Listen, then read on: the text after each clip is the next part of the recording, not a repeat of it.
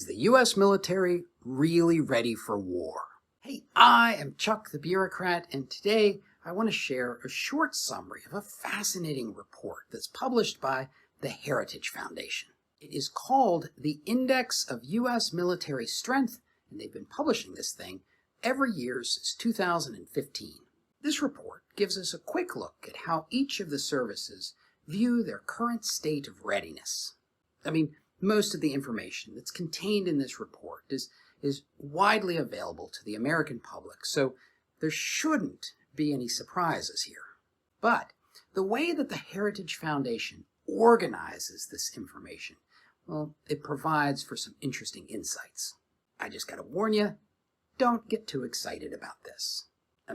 You're gonna see some strange things, but this doesn't necessarily mean that one service is better than another. And you certainly should not make a decision on which service to join based off this.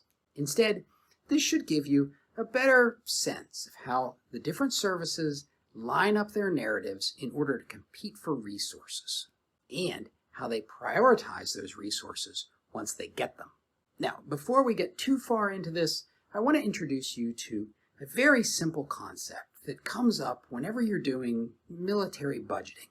It goes by a bunch of different names, and that's because different generals or admirals independently make this realization as they pass through their careers, and so they name it whatever they think is clever.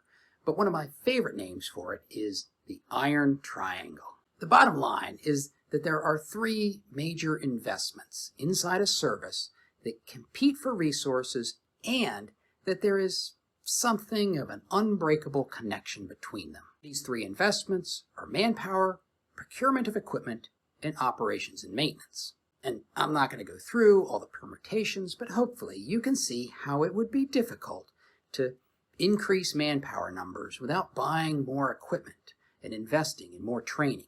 And by the same token, it would be hard to shrink spending on maintenance while simultaneously making large investments in procurement. The Iron Triangle is not a law of nature, but it resists any service secretary or chief who tries to ignore it. Now, it is very fair to say that my conceptualization of the Iron Triangle has a distinctly Army flavor to it. The Army relies on human beings in a distinctly different way than, say, the Air Force or the Navy.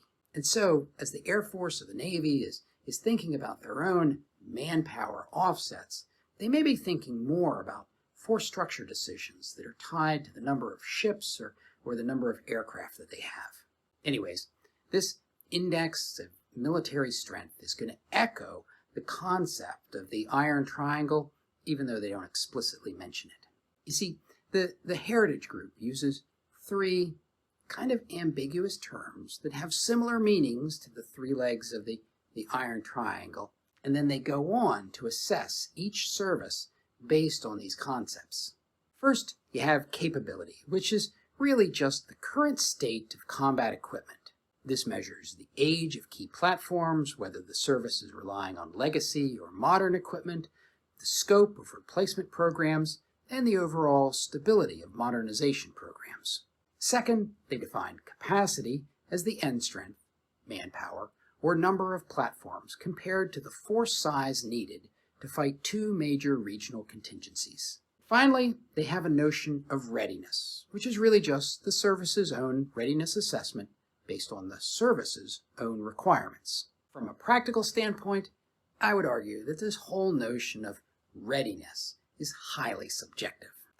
It's the service's self-assessment against the service's own standards.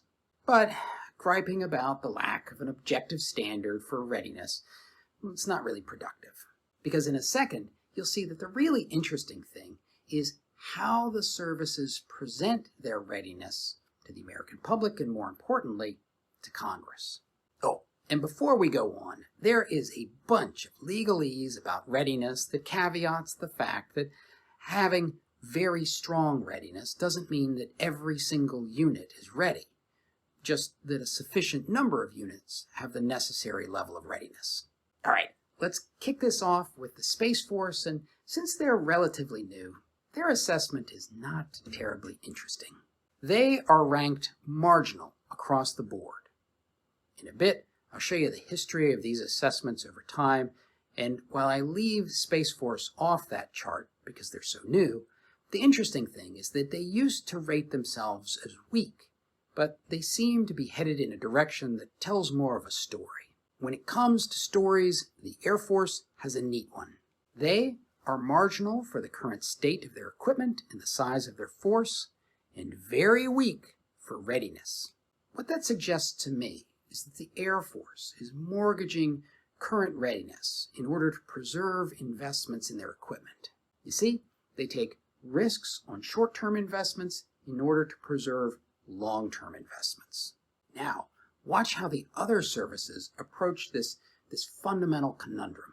The Navy is holding on to force size, the number of ships, and they're doing it at the expense of new or modernized equipment. It's a slightly different approach than the one the Air Force takes. The Navy wants to hold on to the number of boats even if they are weak on operational readiness and they're willing to wait for a cash infusion to modernize. Now look, maybe my armchair bureaucrat is not 100% spot on with the official talking points, but hopefully you can see how different services may be thinking differently about how they balance that iron triangle. Next, you got the Marine Corps. And right away, I'm sure there's some gunny out there beating his chest and going, "Yeah, we're strong, hurrah!" All right, that's cool. I'm not going to burst your bubble. It's just that from a budgetary perspective, this one is odd to me that anybody would say, "Nah, man, I got everything I need." That's about the same as saying, "Hey, if the Air Force needs money, they can have some of ours." And I know the Marine Corps is not saying that. So let's take a second and think about what the Marines are saying. They seem to be saying that they have the right number of people, and those people are trained to the proper level of readiness. And if there is anything that the Marines are short of, it's combat equipment.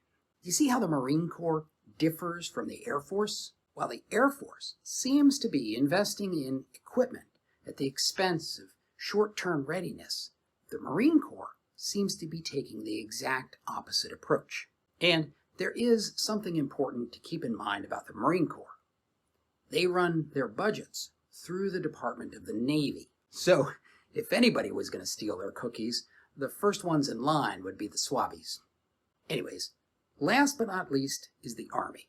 And I gotta say, this one is weird. The Army self-assesses as very strong for readiness, even while they're marginal for force structure size and even weak on combat equipment. And that really strikes me as odd. It seems to telegraph that the Army is heavily invested in short-term unit readiness that is highly perishable, while they let everything else languish. And maybe that's the point, what with the world being the way it is today. But it also suggests that while the Army might enter a conflict with a lot of energy, that they might get tired very fast. The last interesting piece of this report is a table showing these ratings over time. I'm not going to go through it in detail, but there are a couple things to point out. First of all, like I said, I did not include the Space Force just to save space.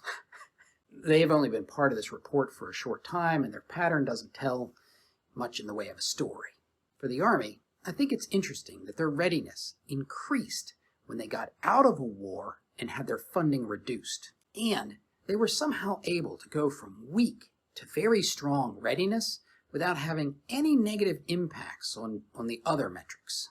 It just doesn't make as much sense as the Navy's recent narrative that they seem to have achieved marginal capability, force size, at the expense of capacity or equipment investments. But then, as budgets got tighter, equipment and readiness slipped so that the Navy could hold the line on force size. The Air Force seems to be systematically taking risk on readiness to hold on to equipment and force structure. And the Marines are doing that weird thing where they're more ready and better structured when they are not involved in a conflict. It seems counterintuitive, but what do I know? But so what? How does this affect your day-to-day existence? Well, probably not much. Deep down, this is really just a reflection of the different cultures within the different services. Kind of like how the Constitution says you raise an army, but you maintain a navy.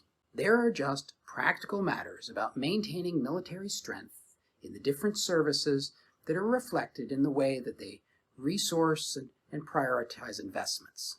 For most of us, these practicalities are just background noise in our day-to-day work. Members of the different services simply see and live the consequences of these decisions every day. Are you going to change them? Probably not. But it might also help to not fight with them too much. When money is tight, organizations tend to protect that which is most dear, and understanding what's most dear can make it easier to ride the waves of fiscal uncertainty with a lot more grace. And now, if you want to see a looming fiscal disaster that is almost certainly going to impact your military career, watch this video.